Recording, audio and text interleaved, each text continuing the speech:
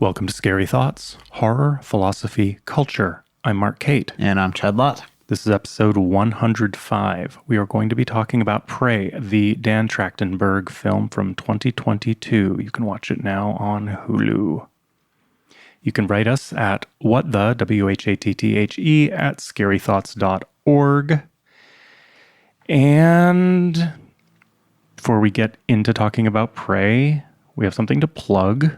Yeah, we were on one of our comrades' podcasts, Cinematic Underdogs. They basically do a show very similar to ours, but it's sports movies usually. And they have kind of a side business in apocalyptic game show movies, loosely defined. And there are quite a few of them. Yeah, it is a full-on genre. Yeah, you could almost do a whole show of that. And then we were on for The Running Man. More Schwarzenegger for you. Yeah, it was awesome. But I feel like it was a great episode. I really got along with those guys. And one of the hosts, Paul, he is a fellow rhetoric alumni, which I thought was kind of interesting. I was like, oh, we went to the same department. Like, I never run into people who have that kind of background. And so I think if you like our show, not necessarily my contributions to the show, but if you like our vibe and you like sports movies, that's a great show. Yeah. Yeah. Yeah, it was super fun to be on. Yeah. Check it out. Cinematic Underdogs. It's the most recent episode. Anything else going on? Well, I just completed, for those of you who are following the journey of our lives outside of just what we talk about on the subjects of these episodes, I started grad school and I literally just turned in my final paper of my first trimester of grad school today. Mm-hmm. So as of this morning, I completed my first trimester. Congratulations. It's almost Thank a baby. You. It is. It's been kind of amazing. The thing that has been interesting is learning that I actually love writing these papers. It's really fun for me. I didn't think it would be. Like, I always enjoyed writing, but I like being forced to dissect things, sort of like doing an episode of Scary Thoughts, but being forced to write it down and actually have footnotes, you know? Yeah, I used to kind of like scholastic writing a little bit, but professional writing, ugh. Yeah. It's fucking hard. Yeah. I have decided to attend grad school because I want to become a therapist, and that's, I have two intentions. One is I can be helpful to people. Two, I can make more money, So I'm basically going to a trade school. But it's hard for me not to go like, oh, I'm loving writing these papers. I kind of want to go get a PhD. I'm, one trimester in and I'm already thinking about the next degree. Yeah. Cultural studies or something like that. Rhetoric, philosophy, something like that. I don't know. It's a long way off, but it would definitely be like a hobby degree, not something that would make me more money, Yeah, there's just definitely, I could see retiring and getting a degree like that, would be kind of interesting. Yeah, I'm currently getting a degree to level up. A PhD would almost be like to level down or something. Yeah. But as long as I would not incur more debt, there's no way. Yeah, and now there is, to my knowledge, not really, unless you're in like a hard science, I don't think that there's any funded path. There are some. There's some of them, but like they kind of like handcuff you into that whole like now you're a teacher sort of route, which I think is it's poverty. You know, like it's I get it. Like it's pretty cool to have a PhD and be a professor, but Jesus Christ, romantic. Yeah, you better marry rich if you're gonna be doing that. And they've systematically taken away all of the fun parts of being a professor. Yeah, I don't know why anybody would do it now. It seems really strange, especially now. Like, I was thinking about this because I was like, oh, once you have your actual therapy degree, and I've gone more into the dark arts, should we have an occult therapist show? Like, Sure. Black magic and therapy kind of mixing together. It's kind of something. We almost started that, but yeah, but I think like we were like a little misguided in the concept of that. I think this would be like, you could start a podcast and scratch that itch now. You know what I mean? Totally. Like you could definitely have. Because what's kind of fun about it is, of the academic route, is mentors and peers. And I think once you're at you're over 30, you realize that mentors are just people who are slightly older than you. Oh, sure. To be a teacher means to read the chapter one day ahead of the students. That's right. And just kind of magnify that a little more, and that's your professor. I mean, that is both how Senior Chang and Jeff Winger did it on Community. on Community at Greendale Community College. You just wedged Community right into the intro. Yeah, I have to. I'm obsessed with it. Yeah, but then the other side of it, speaking of community, is the community of people in your class, your peers and stuff like that. And I think this show really has a little bit of that for me. Yeah. You know, like especially now that we're in dialogue with other podcasts or like thinking heavily about this, whether it's us or the Overlook Hour or, you know, Cinematic Underdogs now or Race Trader. Fucking great. They still have the best name. They do. Like I feel dirty saying it, but also proud of them. It's so good. I love that a lot of the people who actually listen to our podcast are podcasters. You know what I mean? Yeah. It definitely feels like it feels like half our audience are other podcasters.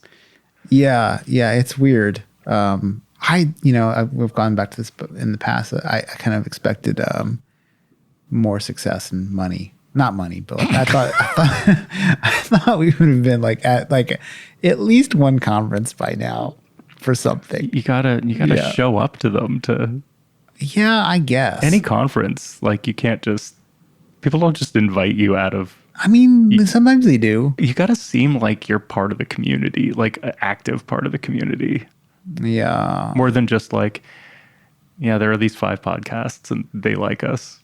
Yeah, I could probably weasel my way into like a marketing or like creative, especially now that I'm a associate creative director. Left the land of copywriting behind. Brag. Yeah, I'm stoked. Well, I mean, that reminds me a little bit of your thing. It's like where you're going to a technical school. There is something fun about being a thing, you know, and now, totally. like, you know, like that was my choice was like, am I going to go to school? I can't afford it. I'm going to go try to be like Grant Morrison meets Don Draper, you know, like that's my path that I wanted to go on. Yeah. And it's taken fucking forever, but I also move slow. Could be moving a lot slower in 2 weeks. Why? Fucking the prohibition is over in 2 weeks, man. Prohibition of what? Weed. Oh, you. Yeah. Oh, I'm sorry. God, I thought you meant for people. No. You're just talking about yourself. I only care about myself. Oh, God. Yeah, this is probably going to be the last sober episode of Scary Thoughts for a while. I bet I'm not going to notice the difference. You never knew. Like you told me that. Like you were very surprised that. Yeah, like I would challenge our listeners who, you know, have followed us at all over the last many years to know when Chad is blackout high or completely sober. Because to me, it's the same. I think you could tell, maybe. I think when you're high, you're a little funnier. Yeah, true. But that's it. Yeah, and that's just but not a lot. That's just the consequence of being a little looser, I think. Yeah. Yeah. I don't know. Who knows? I cannot wait for my birthday, though. It's going to be fucking great. It's just going to be mac and cheese and cannabis. And I mean, you know, it's actually interesting. I was talking to my wife about food. I'm not a eat and get high kind of person. Like I actually most of the time don't feel like eating once I've gone beyond. But I realized I think every single person needs some sort of addiction that they scratch. Like it's something, you know? And for me, I realized like for the first time in my life, it's been food has sort of stepped in there. Like I order out constantly and eat way too much all the time. I'm like, fuck it, I'll have a whole pizza. And I was never like that when I was doing drugs. I just gotta fill the emptiness in your soul with pizza. You have to fill the emptiness in your soul with something, and pizza is much of a drug as actual drugs. For sure. Yeah. All right, should we get to pray? Yeah, let's get to pray. Okay, spoilers ahead, everybody. Yep. All right, Chad, where do you want to start with this one? Well, first of all, I've seen a lot on the internet that people say that this is the best Predator movie, and they could not fucking be more wrong. It's a good Predator movie. We're not wrong. But these clowns that do not understand the cultural significance of Arnold Schwarzenegger and his opus from 1987. God, if there was like an OK Boomer that applied to Gen Xers, I would throw it at you so hard right now. Look. Art is like, you have to be able to recognize great art. Otherwise, you're going to be mired in this sort of like just mediocre post-mail My Little Pony collecting miasma. Fine. Anyway, what's wrong with it? Well, I'm just saying, I just don't think it's as close to as good as the first Predator Yeah. movie. And like obviously a lot of that's my usual like tongue in cheek, not really tongue in cheek, but my like I like love Arnold from the 80s or whatever. I think the main reason is I think if you showed these two movies to people in a way that like would allow you to like experience what it was like to watch one without knowing about the other, I think the originality of doing all the exposition for the Predators like world is like through like action is done much better than the first one. I think that this movie leans really heavily on your memory of the other movies to kind of understand how the Predator works. And I think that's what's actually really special about the first Predator movie is like they really don't explain very much. We talked about this on our episode about it, other than like it's haunting us, like which is clear from the film, like he actually never needed to say that. But like all of the gadgetry and the way the Predator comports itself in the film, I think I think it's worth like giving that movie its props for being so original and cool like that. And the fact that it's like two movies and it has such a tonal shift halfway through. And I think also the ensemble cast of the first Predator is better than the ensemble cast of this film. I don't think Prey has an ensemble cast. I think it's just a cast. Yeah, You know what I mean? I mean, obviously Arnold is the star of Predator, but it has more like there are more like ultra personalities. Yeah, I think the brother and the sister are pretty cool in this movie. I think the way they play off of each other is interesting, and I think I like that he is actually totally badass, and he's actually more like of a warrior than she is, but she wins through her wits and cunning and the things that she's learned as a woman in her tribe. I think that the fact that it's not like her just like girl bossing her way through it is really interesting. Yep. I think the other, we can explore this later too, but the other Comanches I think are pretty flat. And it's a total opportunity to be really interesting, but which they don't have. And you would care more as they get killed if they were like more drawn out. It's true. Yeah. That's my opening salvo. Yeah. Although to be fair, where are you going to find Jesse the Body Ventura when casting Native American actors? It's a smaller pool that hasn't been explored for years and years. You know what I mean? It's just, I think it's just a reality of do like. Do you mean like a juiced up guy that's almost as badass as the lead? Or do you mean like a really interesting, it's possible, but it's a harder hunt than you're like, oh, Arnold is friends with a bunch of really charismatic maniacs. Let's grab a few of them and make a buddy movie. Well, if I was going to counter that, I would say just see the cast of Reservation Dogs. That is absolutely true. Yeah. Like the cast of Reservation Dogs is bananas. Yeah. Yeah. They're great. They're all native, or even like the native dude from Parks and Rec. You know what I mean? I don't even remember. The Wamapoke guy, he's like, I know that white people are afraid of curses and whatever else he says. Yes. Yeah. Oh my God, it's been a while. Yeah. We covered Predator, so my opinion has been stated, but my short version for this episode is like, I quite liked it. It's not my favorite movie. And I understand what you're saying about that the design and idea of the Predator itself is pretty unique and interesting, and it's interesting how it's walked out and invented in the first one.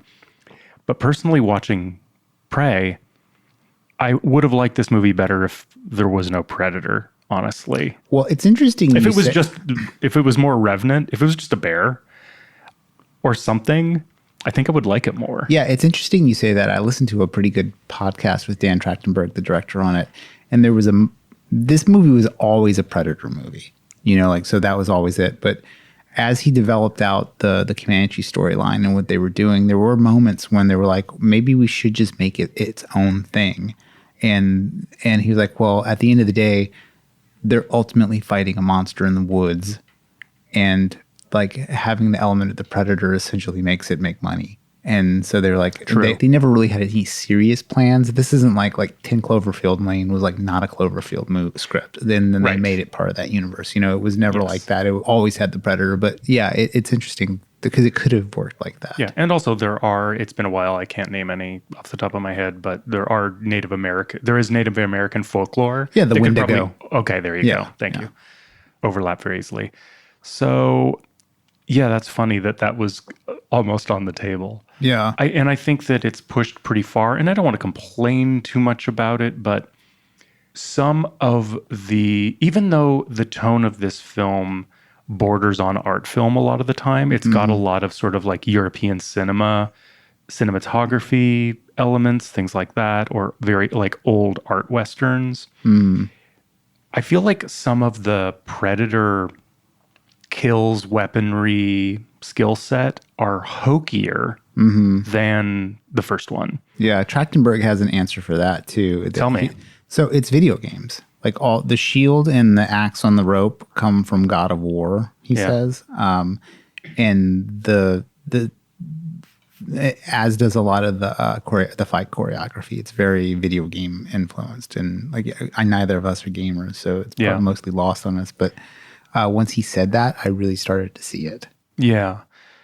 And it's interesting to hear that because rewatching it, I really did find that the best fight scene in the movie for me was just when she's trying to rescue her dog from the French-Canadian camp and murders them all. Like, it's incredible. And I think it's because I found that the Predator's skills and weaponry and what's it called in D&D? How many hits you can take? No, how many hit points? But what's it called? Your ability to take hits is your strength? No, that's stamina. You're confusing me with the question. Like how much damage you can take before you die, or okay, that's your hit points. Okay, it's very confusing how many hit points the Predator has. Unlimited. Okay, but he dies at the end. Yeah. So it isn't unlimited. Yeah. I mean, so I just found watching it, again, it's a fantasy movie. I don't want to Horrocks this too hard, but I just found whenever there's a fight against him, it's so unclear if he's killable or not, how much aggression he puts into his kills. Like, he just seems so random. He goes easy on this person and then uses smart bombs on these three people. And I get that maybe he's just playing and it's a game, but he does get killed. So there are stakes. And so there is a sort of inconsistency. It's sort of like, I get the feeling that they probably thought about it a lot, but then didn't really hold to a line of, okay, here's how many hit points he has. Yeah. Here are the rules of what his rules of engagement are. Yeah. It seems random. Yeah. So when he fights, it's a little less gripping for me than watching this young woman kill a bunch of grown men. Yeah. Like, why is he fist fighting a bear? Yes. And then later using a bomb? Yes. You know, like, I mean, obviously it's in service to the imagery of the film, and, you know, it's like course. anything else. You're like, oh, wouldn't it be cool if he fist fought a bear? Yeah. Like, that's pretty fun.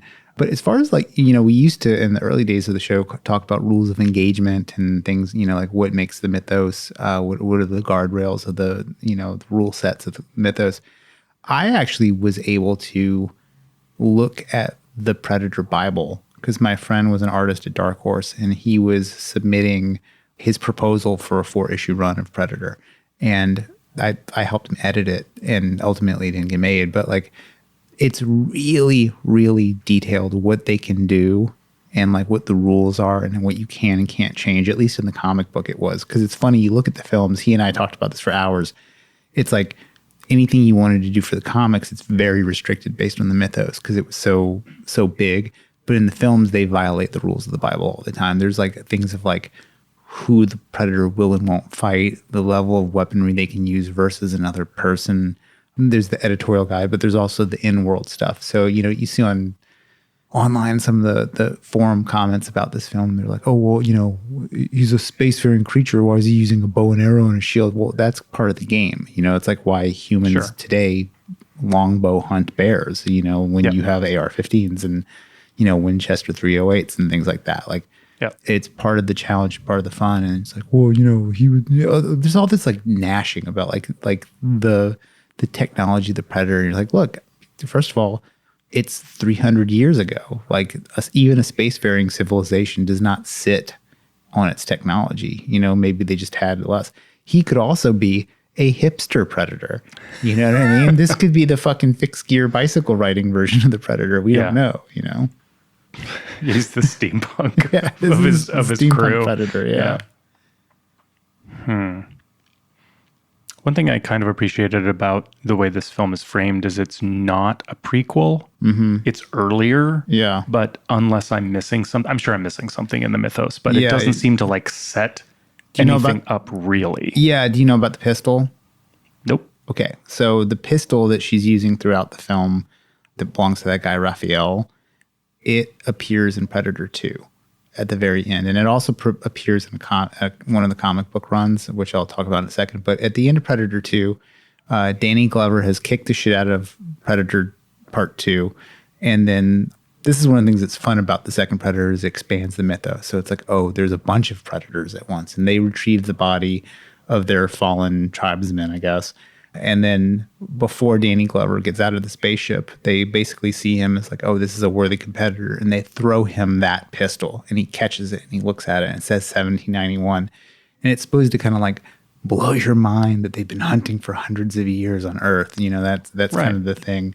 It's never explained more than that in the film. Yeah. In the comic books, there's like a Predator versus Pirates storyline. Good And they're like God. swashbuckling and one of the characters has that gun. But did you watch the end of credits sequence to this film? Remind me. Did you? Okay, so at the very, very end, there's like that cave painting animation thing that sort of Yes. like walks you through the events of the film. And the very last frame is her tossing the Predator's head and standing amongst her people, and then 3 more ships come down. Right. Right. So then it's like, okay, well, how does in the world of the movie the pistol go from her to the other Predators for Predator 2? Right. So there's that whole connection. But who's to say what is and isn't canon? Right. You know. So it is interconnected, and that's part of the fun of these deep franchises. Once you get into 5 or 6 or 7 films, it gets into like, I think I rewatched Community recently, and I always The whole thing? The whole thing, yeah. And I always go down like listening to Dan Harmon talk about how it was made, because I think he has like very interesting things to say about it. And one of the things he says, and it's even part of the monologue in the final episode at the very end, is that like TV is for comfort. Yeah. And I think the same could be said for these franchises. Like they're not breaking new ground. In some ways, it's like I listened to this Motorhead covers album the other day, and it's like, oh, like let's see how well Pantera does Ace of Spades. Like it's like almost like that's the joy of something like this. It's not originality. It's not coolness, unless you're very committed to the franchise and really interested in the myth, which I certainly am. I have a shitload of these graphic novels. Yeah. You know, in the 80s, I think there were all those 80s Vietnam movies, and Hollywood really nailed the look of shooting machine guns through jungle foliage. I think the other thing that Hollywood does really well is native plains. Like, I think that's one of the coolest things about this movie is like how really beautiful the tribe looks, like in darkness carrying torches. I think that's very cool. I think their costumes look great. I mean, I think even the more like quote unquote problematic Westerns where like natives are not very well represented, they still look very good. Like for whatever reason, for the last 100 years, like set departments have really nailed it for whatever reason. Yeah. I think they do a good job here. Yeah. Totally. It's a beautiful movie, and it's done with a lot of care. As an addendum to my probably liking this movie better if there was no Predator, is that I sort of wish it was entirely in Comanche. I totally agree. They should have had the balls to do Mel Gibson and do it like Yep. Apocalypto. Totally. But what they did was you can watch it with a Comanche dub, which is such a half-assed. It's so lame. half-assed. And I appreciate it. Like if you're Comanche, that's rad. Yeah. But you can't turn on the Comanche version and go like, I'm experiencing it more real this way. No, their mouths are moving differently. It's yeah. It's like watching an Italian movie. I mean, I bet at some point there was a conversation to have this in native languages. Oh, I'm sure. The French is not subtitled. Correct. You Yes. know, which is a weird choice. And it even has that like Hunt for Red October trick where the guy's like speaking in French, and then he says, "I translate," and then now they're both in English, Right. Like because in Hunt for Red October, it's supposed to all take place in Russian, but but there's a moment. The Red Letter Media people. Yeah. That's where I learned about that. Yeah. And that like I want to rewatch that movie. I was like, oh, that's so smart the way it's done. It makes me want to see that film. Yeah. But yeah, they should have just shot this in Comanche. There's barely any dialogue. The dialogue that it has is exceptionally weak, and like all these dudes like are clearly from California, like all the Comanche actors, like they have very California accents. And I just think it would have been better. Like Fury Road is a touch point for the director. Like he mentions it in his interview that he wanted a movie that was told almost entirely in action. And that's essentially what Apocalypto is. And this movie is not too far in vibe from Apocalypto. I've never seen Apocalypto. Oh, dude, that movie, like people should see that movie, especially horror fans. It is like a great, like gruesome, gory chase movie. And like what Mel Gibson did, like the balls of filming that, not just in like Spanish or whatever, but like in an extremely now obscure Aztec dialect, Yeah. Yeah. But it would have been so much better if the whole thing had been in Comanche. Yeah. Yeah. I also do appreciate a thing that they did, and it's very obvious, but it's not just like, oh, they made a woman the protagonist and it's a young woman. It so counters the first movie. It doesn't feel like a fuck you to the first movie, but the like testosterone intensity, the homosocial bonding, militaristic vibe of the first movie is so deeply not present in Prey. And I kind of love that it gets to tell a similar story using the same villain, but with another way to approach violence in the wilderness. So this is like something I've been thinking a bit about. And she defeats him the same way Arnold defeats his predator. Brutality. No, like Arnold's, if you realize, like Arnold quite realizes that he can't fist fight the predator. Sorry, like, her brother through brutality. Yes. Yeah, so her brother like goes, but her brother's also almost gets him. You know what I mean? Because that's one of the things that's so cool is he is like I think one of the all-time great badass characters like on film. Like he is just such a cool character, and I also like that he's like quite loving.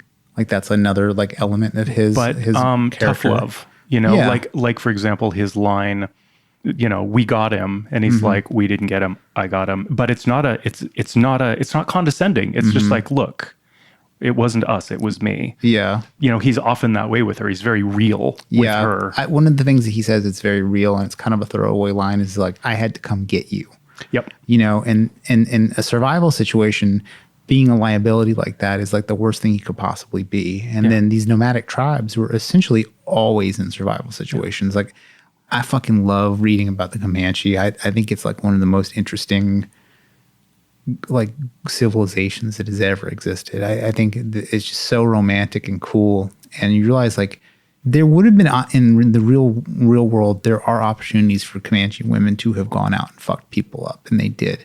But there was like a major division of labor, like where, she would have basically been almost more valued for her medicine skills, because like not as many people would have learned that as could go out and hunt or whatever. Yeah. But I think that's kind of what's interesting about her and her methodology of killing is like she uses like both of these things. Like she has like the skills that she really has, and she sort of like tries to, and she has this other thing she wants to do. Like, she's like, I guess she's like girl bossing it or whatever. She can have it both ways. Well, another line that frames what you were just saying is when she tells her mother, like, I almost got a deer, and like almost doesn't feed us. I don't remember what her mom says, but like it's another like almost isn't going to feed the tribe, Yeah. But you were saying the way she kills the predator is similar to Schwarzenegger. I mean, back to that is like he uses traps and tricks. He ultimately head to head cannot defeat it. So he uses his like, I guess what would be like Green Beret trickery or whatever, but it's still, he crawls in mud and sets a trap. It's kind of like, I think this film calls back to that in an interesting way. Yeah. When's the last time you seen fucking quicksand in a movie? That's a major throwback. It's also like a retro thing, because quicksand was a danger that kids talked about when I was a kid. Yeah. And then it just sort of went away. Yeah, like the best quicksand scene ever is Princess Princess Bride. Bride. Yeah. I will say so much of this movie is about how smart and quick to learn she is. She's really adaptable. Is that the French guy that she kind of saves that speaks Comanche? He is not a good teacher. That is kind of, I felt like, a hole in the plot. Is it's not, hey, wait, how would she actually know how to use a gun after getting explained just once? It's, how would she know how to use a gun after someone doesn't actually explain how a gun works? Yeah, like the real failing in his pedagogy is when he's explaining how much gunpowder, like use enough but not too much. Like Like if something's chasing you and gonna kill you, that's, if you had never, you need metrics. Yeah, if you had never cooked with turmeric before, you would know what to do. But I think there is a little bit of like her superpowers that she's kind of a super learner. Like that's like kind of like that she learns things super fast. And I think she even mentions that at one point, is that she just figures things out quickly, you know, and some of it's silly. Like she figures out how to invent and wield a tomahawk rope. It was so cool. I don't even care. It's super fun. Yeah. Like to me, there was a lot of like gnashing of nerd teeth online about that thing. It's like, dude, it looks fun on screen. Well, it's also like, compared to the first Predator with that gun. that's exactly what I was saying. It's like the fucking 40,000 rounds of ammo from the backpack mounted Jesse Ventura machine gun is no less ridiculous than this. Yeah. I think it's fun in movies to have like magical weapons, like whether it be like the glaive or Conan's sword or... Although I think the biggest plot hole should have been magic, which is that, okay, so the Predator sees things in infrared or something like that. But he seems to be able to see like spears and trees. But if you eat mushrooms and your body temperature goes down a couple of degrees, you become invisible instantly. That's too much. And if it was like, well, no, that's actually magic. If they just let it be magic, I would be more willing to say, okay, we're just in a universe where there's magic. That's fine. Than I am in, if your body temperature goes down 4 degrees, you become, because it can see rabbits. Yeah, I think the way the heat vision has worked has always been dumb. Like, because to your point, like, okay, a spear thrown is as invisible as a dead body or whatever. It seems really dumb. And then later he's like, and also body temperatures go down slow, super slow. Yeah, like if I murdered you right now, you would be hot for 17 hours. Yeah, you know. And then like the mud in the original Predator is clearly stupid. Yes, you know, like, like it's just goofy. Yeah, but I don't know how you would fix that. You know what I mean? It's like you've given this character something that is awesome looking on screen, but is very like almost overpowered. You know what it could be? It wouldn't even have to explain it. What if she goes to heal her cousin or whoever it is that they find in the she rubs some sort of shit all over the person's body, and somehow that just makes them invisible. There's something about the chemical composition of the flowers and whatever that makes it interfere with the Predator's vision. And she realizes that. So it's not that she's able to drop temperature so far that it's like the ambient temperature of the woods. It's that there's something in the composition that interferes with his ability to register heat. Yeah, I think this is you know, to quote Rick and Morty, don't think about it. Yeah, It's like, it's just fun, you know, it's just a fun thing that is in a movie.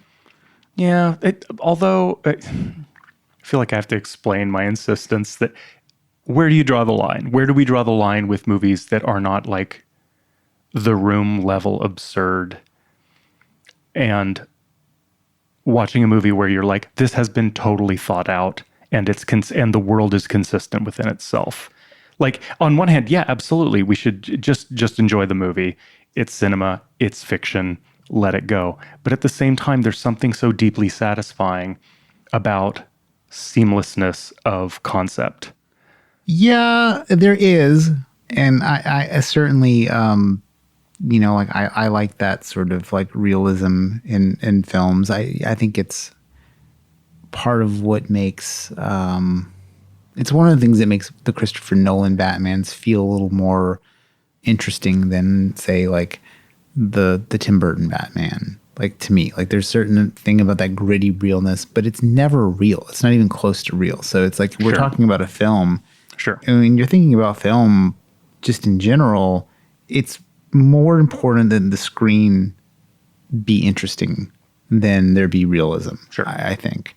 But again, I think it's about having a consistent voice within the film because, you know, you don't watch wire fu cinema and go like, people can't jump like that. It makes sense in the world. But in this Right. world, it pretty much follows reality except for the fact that there's this predator. But then also body temperature Yeah, changes I mean, I when you think- eat a mushroom. Like Yeah. that's too much for me. Yeah, I think this is back to like the thing we've talked about a few times, like Grant Morrison's quote that reality is toxic for superheroes. is like the more realism you add to it, you sacrifice a little bit of the joy of the surrealism. Sure. And Although, you know, I mean, again, I know I'm just talking about myself because I'm the one who doesn't care about the Avengers movies, but loves Luke Cage and Jessica Jones because they're not ultra fantasy. They have a limited scope. It's a little more realistic. Someone's extra strong. Now what? You know, not gods are real and someone's going to snap their fingers and kill 50% of all living material in the universe. Like, justifiably. sure. Yeah, I think Thanos was right. Sure. Yeah, I mean, I don't know. I heard someone walk out. I can't believe this one didn't occur to me. 50% of all your gut biomes die out, you'd be dead. So actually everybody dies. Mm-hmm. Like what's a living thing? Yeah. I mean, like once again, it's a comic book. Yeah, I mean, like you know, the cold hard facts that space is never going to be hospitable to humans unless something really magical is invented. I mean, and like really magical, like something totally fucking insane, which I don't know that will happen in our lifetime. Well, it'd be Ever. pretty cool. Yeah. Ever. Yeah. If you had to fight the Predator, how do you think you would do? How do I think I would? Yeah. Would I succeed? I think you would survive. You do? Yeah, I do. Because you don't think it would see me as a threat. Fuck you.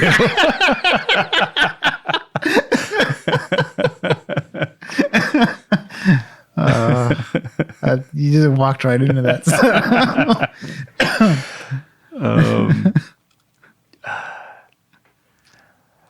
But I don't even know what. Sorry, it's so stupid. That was such a like guy insult that I'm not used to from you. You know, that's like not usually your style of humor. I know, but sometimes a joke's a joke. You know, you just got to go for it, you know? I can't even think of creative ways to deal with the situation. Like, even if it didn't see me as a threat and I could set up something, I don't even know what it would be. Again, I don't know how many hit points it has. I don't know what its weaknesses are. It seems to have this endless supply of surreal, reality-defying weaponry. So I don't know how to face up to it. Yeah, but you know, like jab aside, like you know, like I also don't think that the Predator would be hunting me either. You know what I mean? Like I would be like hunting a caged deer. You know, like most of the human race is soft. And then I started thinking about like, you know, Grant Morrison has this Justice League storyline where like Batman has like franchised out being the Batman, and there's like a company, and the Justice League becomes like a company, and then Lex Luthor realizes that he can do a corporate takeover. Be interesting if there was like other types of predators, you know, it's like so they came in and like competed for resources with the Weyland-Yutani company. Like that would be like, you know, like there are other Actually, not necessarily physical predators, but like, you know, mental fighting predators. I would want the Predator universe's version of like a wildlife federation where a bunch of other aliens come down and are like, that's not cool. You shouldn't be killing other species. Leave this planet alone. Like just atrocious vegan predators. Yes.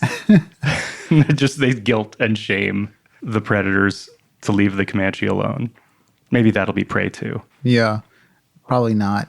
If you were going to set a predator hunting scenario in at any time, in any place, where would you put it?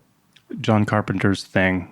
So you would have the Predator show up during the events of John In Carpenter's the Thing. was it the Antarctic Circle? Oh, well, that's like one of the Alien versus Predator movies. It in the is? Arctic. Yeah. They have like a pyramid. That Wait, they put, I just wrote something that's already in the franchise.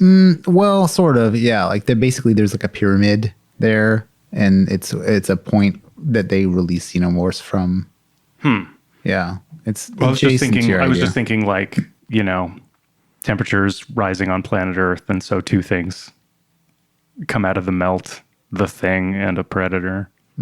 Yeah, there. You should probably see that film. It's pretty close to. You might have even actually have seen it, and you're just remembering it. That might be true. Yeah, it feels like it's so close to Alien versus Predator. No, I think it's Alien versus Predator Requiem. Maybe it's the one that has the dude that plays Bishop in Alien as Wayland Yutani. Oh, Or not Yutani, but Wayland. yeah. Yeah, it's okay. I mean, I'm sure my version would be better. there's something very like H.P. Lovecraft, Mountains of Madness about like, an Aztec pyramid in the Antarctic. Fully. It's very cool. Yeah. Yeah. Like I think that was kind of enjoyable, but it's kind of a silly movie. Okay, I gotta set it somewhere else. Yeah. I mean, Jason Takes Manhattan, Williamsburg. Yeah, that's almost Predator 2, except for that's LA. God damn it! Yeah, like the urban environment, Are there any other environments? I mean, where hasn't it been? Well, there's a fan film. There's 2 fan films online that are kind of fun. One is like a Crusades one where he fights like Christian Crusaders. It's kind of interesting. It's like it's a fan film, so it's kind of the idea is the best part of it. And then they do a really good Predator versus the Blind Samurai. It's very like Saturday morning kung fu style, but samurai. That sounds fun. Yeah, it's so like an Imperial Japan would be pretty badass. I think like fucking versus the Mongol horde would be amazing. Not my main choice though. I think that like imagine some of Alexander's soldiers separated from the main group on their march across Mesopotamia or whatever. Like that sort of like Spartan era versus Predator would be kind of cool. Okay, I have 2, but they're crossovers. World War Z, Predator versus Zombie. Predator versus Zombie, but like the people who organized your Predator safari, like, oh, you should check out what's happening on Earth. It's the most dangerous game because the zombie swarm would be a serious challenge, right? Yeah, especially with like hand-to-hand slow ass weapons. Yeah. And the other would be, what if the Predator was stuck in Cube? I don't know what Cube is. The movie Cube? I don't remember the movie Cube. It's these rooms. People are stuck in these rooms and they have to get from one room to the other, but they all shuffle. And each room, almost every room, is a trap. Oh, I clearly didn't see this. Really? It's it's another franchise. Predator versus Freddy. No. Falls asleep. Okay. It's too dumb. Yeah, I don't know. To be honest, I am shocked that a Predator movie has been made that I enjoyed. Them setting it among the Comanche with very little dialogue and mostly hand-to-hand combat. And it really, really sets up the world elaborately before the Predator really starts mixing it up. Yeah. I think is the only way I could enjoy a Predator movie. Yeah. Well, I mean, back to the Comanche, I just think that they're so, like I used this word earlier, but there's just something so romantic about them, even though they were not people have this idea of like the one native man with the tear rolling down his cheek for looking at garbage. The Comanches were fucking no joke. Like they were murdering and raping and cutting shit off of people way before any Spaniard or Frenchman and taking and selling slaves. And although something that is cool about this is they didn't do the thing that every Hollywood movie would do, which is, so they set up this dynamic about midway through the film where she's out on her own and some of the young men from her tribe catch up with her. And they literally beat her into submission to like come along. And they're very, not very, the main guy, the guy with the tall headdress. The Rufio looking dude. Is he? Yeah, he's got a big feathery headdress. I immediately was like, oh, it's like a Rufio type character. Oh, I don't know what Rufio is. I'm sorry. I thought you meant. I'm sorry. I was thinking you meant Mark Ruffalo. No. It's like really? No. No. What's From Hook? the movie Hook? Yeah, have you seen the movie No, Hook? I haven't. Oh, okay. Yeah, sorry. But the average Hollywood movie would have to make one of them into actually a coward. She stands up, and the boy turns out to be a coward. They were just bullies collectively, but but they either all flee and run, or one of them is cowering and can't even. Yeah. After they beat up a woman. Well, she does beat the fuck out of one of them. No. But I'm saying that. Oh, like they would have learned their lesson or Yes. whatever. Yeah, they would. But been no, moral. when the fucking Predator shows up, they attack. Yeah. They just go straight at it. They're totally fearless. They're total badasses to a one. And I'm saying most Hollywood movies would have to make at least one of them turn out to be a bully coward Yeah. to create this polarity against the violence that they inflicted on the female protagonist. Yeah, but I mean, obviously, like, there's probably levels of bravery in all cultures at all times, but like part of their belief system, it was very Viking, you know, like if you died trying to fuck something up, you were going to the happy hunting grounds, you know, and I think there's something that's really, I mean, to me, cool about that sort of like belief that like to die in battle is like the greatest. You know, obviously I'm not a soldier or anything like that, but you know, in a movie, I think it's great. And the fact that it was like reality for people in North America for thousands of years is pretty interesting. And Klingons. Yeah, and Klingons. I just read this story. There are these like, I don't think it was a Comanche, but there was this guy who fought in World War II. He's like one of the last people who had accomplished all the war goals, like the goals of a native warrior, and they were like to touch an enemy without killing him. So that was like counting coup. Basically, like the way natives fought, they didn't fight in lines, or they didn't really have like squad tactics exactly. Like, so it could be conceivable that one dude would just run out and like touch somebody with a stick and then run back, like right in the middle of this battle. It was called counting coup, and it was supposed to be like a badass thing to do. It is pretty badass. Yeah. And then that would be just like you're walking down the street and you're like, see that gang kid? I'm going to take his hat. It's exactly like that. Yeah, it's totally like that. And one of the other ones was obviously to kill somebody in battle. And the other one was to steal horses from the enemy. So this dude, this Native American soldier in World War II did that. And he stole 50 horses from a Nazi squad. And so that was like the last task. I'm sorry, this happened? Yeah, this happened. I wish I could remember the dude's name. But he had like there's like this long tradition of like Native Americans fighting in pretty much every war. Even, I mean, it gets a little murky post-Vietnam, but like maybe even post-Korea. But like in World War I, they fought. In World War II, there's the Wind Talkers was a famous thing. Are you familiar with that? No. So, you know, there were different levels of code that armies would speak to each other in. And so America's unbreakable code was that they had Native Americans speak in their own dialect to each other in code across the airwaves, and the Nazis were never able to catch it. Or crack it, rather. That's pretty good. Meanwhile, Alan Turing cracks the Enigma machine. You know, it's just that level of like that type of history is just so fascinating to me. Like these weird little things that happen on the sidelines. Yeah. What else? I mean, that's kind of it for this movie. You know, it's interesting. It's a cool addition to the franchise. It's done well.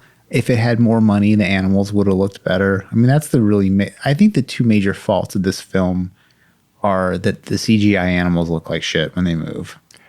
I mean, they look bad. I will say they look, I don't know about bad, but compared to the rest of the movie, yeah, it's disappointing. Yeah. I mean, but when the bear runs through the water, it's pretty sticky. Yeah, it looks pretty shitty.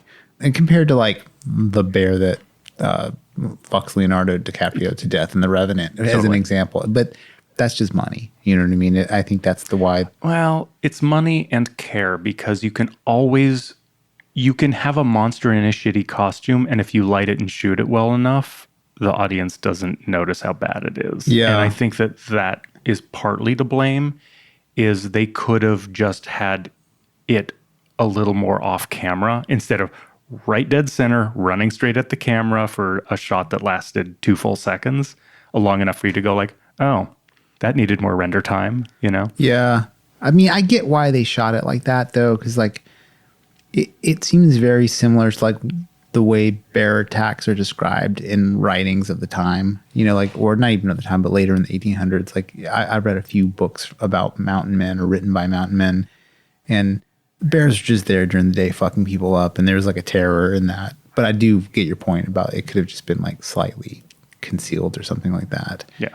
Or like that dumb cat eats the mouse, snake eats the cat, predator eats the snake sequence is just pretty silly, or whatever animal it was. I don't know. I appreciated that it is, but it was an ant, and then a rodent ate the ant, and then the snake ate the rodent. Yeah. And the predator ignored the snake until the snake came at the predator. Yeah. And I think that it's a little silly, but it does give you a line of understanding if you're paying attention. So what its priorities are. I think that metaphor is incorrect for this franchise because the predator's a sport hunter.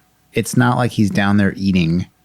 I think a better version of that is like the pile of dead buffalo. You know what I mean? These I think that's interesting because it's like this is a totally unnecessary kill. Like all these, taking the skins. And I wish they had done a little bit more with that because like the predator's like comparing the predation of the humans to the predator. To the predator. Yeah, because the predator like he's not there hunting for food. Like in the whole franchise, that's never been the case. I mean, again, maybe this is a hipster or profit.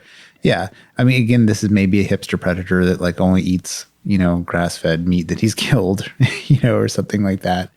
But yeah, it's just making a different point about this film. I liked the trappers were dickheads and didn't eat the whole buffalo, but this is another one of those myths. Like people act like there was like a peace pipe ceremony around every single buffalo that was killed. That's just not the case. Like there were tribes that ran hundreds of buffalo off a cliff and like just took the livers and a few other things, So that's a little, but whatever. Who cares?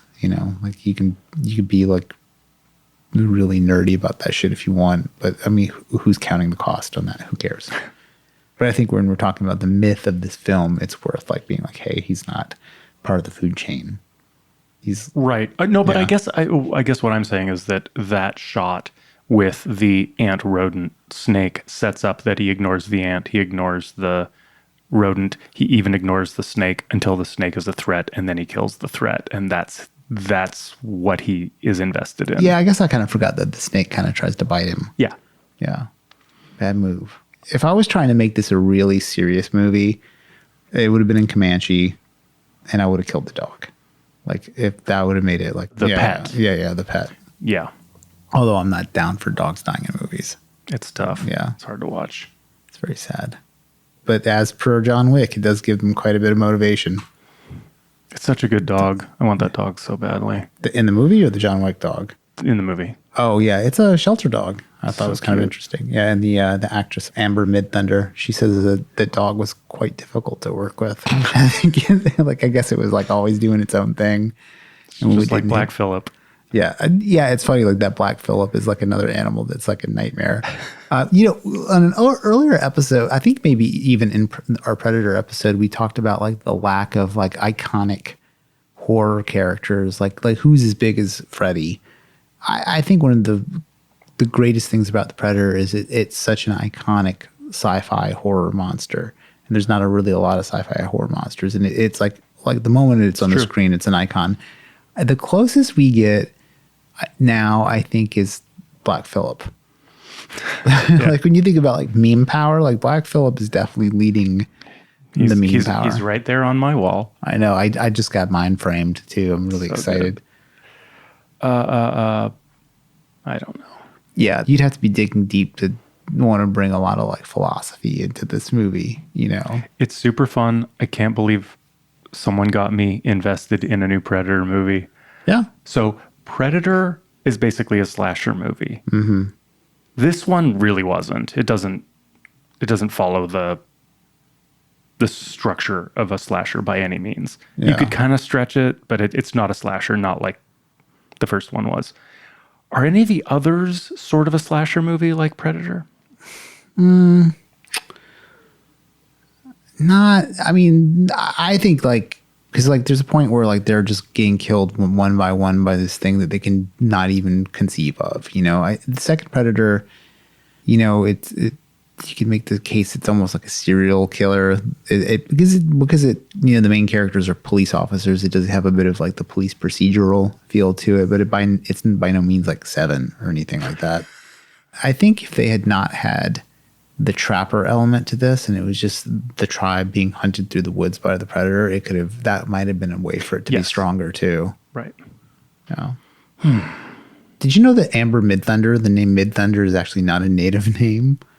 It's like she's like part Swedish, and it's like I knew she was part Swedish, but that's where the Midthunder comes from. Yeah. It's like it's from there. It's not her native name. Like her name was whatever Swedish for Midthunder is, and her family came to America and just translated their name. Well, she has like a really interesting. She's like part Thai, part Swedish or whatever, and she's basically my wife. She's a quarter native. Yeah. But yeah, it's like funny. Like her name's actually like kind of like a Viking name. That's funny. Which is kind of cool. Yeah. A Viking versus Predator would be pretty fucking badass. Ooh. Yes. Yeah. It'd be very similar to what we just watched. Yeah, it's exactly the same. I mean, and I think more boats, maybe. And I think that's like maybe what's smart about it is it's just a real simple, simple plot. Not a whole lot to it. It gives the fans what they want. Is interesting enough to bring in new fans. What about Predator versus the Cartel? Yeah, like Predator. Or has it been done? Predator 2 has the Jamaican gang, but I'm talking more like major organized. I mean, if you had it be sort of like Desperado style, like Juarez Predator, I think it'd be kind of interesting. Yeah. Gold guns. Yes. Like that shit would be cool. Yes. Yeah. Just like there's music being written about the deaths as they happen. Like total Narcorito music. That's it. Yeah, that would be super cool. What else? I mean, you keep saying what else. I keep running out, but I'm just getting into trivia of like where the actress is from. Yeah, I am excited for a part 2. If there is one, I'm all for it. I'm game. When the 3 ships come down, obviously I would watch it, right? But I feel like the part of the pleasure of this is like the thing in the new environment and doing it again. But if they switched it enough again, if it wasn't just like, oh no, there's 3 predators and she's 6 years older, and if it's not quite that simple, if they turn it again somehow. Yeah, like Predator 2 takes place within 2 years or so of Predator, right. or not just a few years. I'm more thinking like Alien versus Aliens. Yeah, like you could watch Alien. Oh, you scale it up. Yeah, you scale it up in a weird way. It's not, but it's also like they're both sci-fi space, but they're completely different movies, and it's possible that whatever follows this, they could switch somehow. Mm-hmm. Yeah, I mean, this movie seems to have made enough money. Good. To warrant it coming back from the dead. So, yeah. Is that it? Yeah, that's it. All right. Thanks for listening. Yep.